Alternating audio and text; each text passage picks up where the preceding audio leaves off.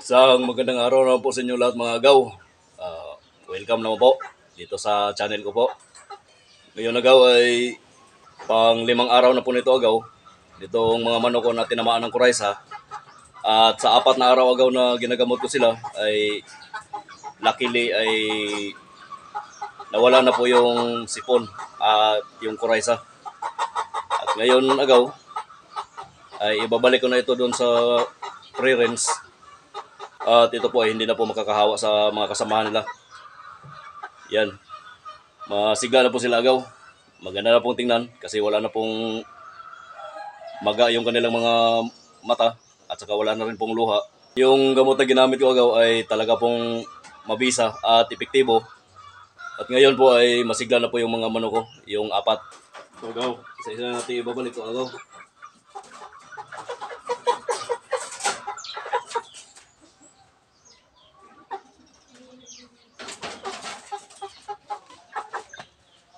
Ito po yung sobrang napuruhan agaw ng kuraysa at ngayon po ay wala na pong luha at saka wala na pong maga yung kanyang mata dito sa kaliwa. Yan. Kaya lang po medyo namayat po ito.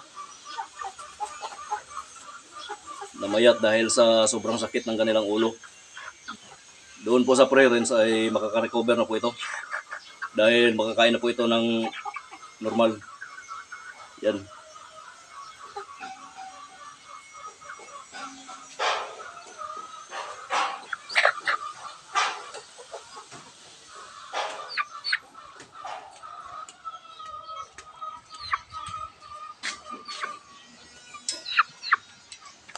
Balik na sila sa pre-rinse.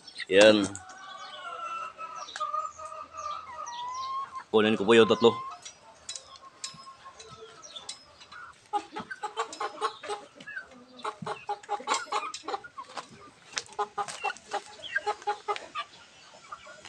Itong dalawa gaw ay hindi po masyadong namayat.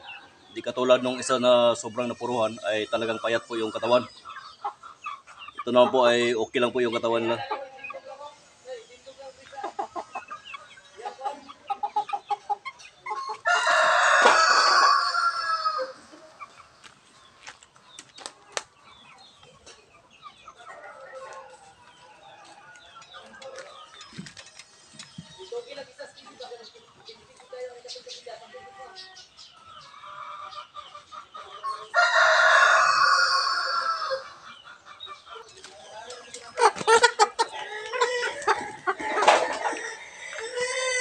At ito naman po isa agaw ay hindi po masyadong namayat.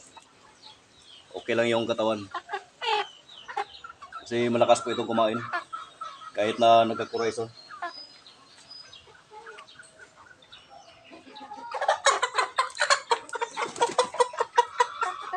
Ito lang talaga yung sobrang napuruhan agaw. Kaya payat yung katawan niya ngayon sa ngayon. Makaka-recover po ito. Yan.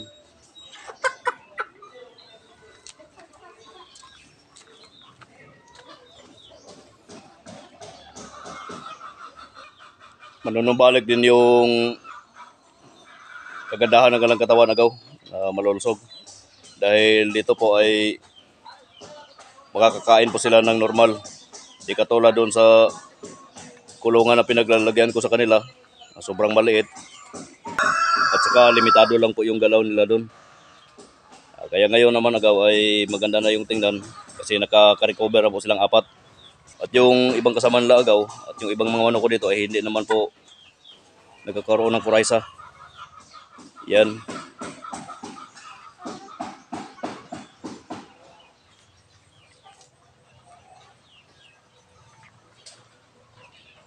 Pagala-gala lang sila dito agaw.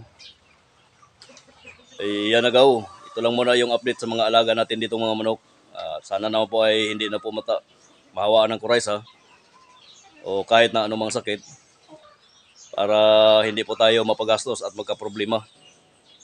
At saka napakagandang gamot po yung ginagamit ko agaw. Sinagad ko na po na 4 na araw yung gamutan ko para talagang mawala po yung sipon at saka yung kuraysa. Hanggang sa muli na naman po agaw. Maraming salamat po sa inyong panonood.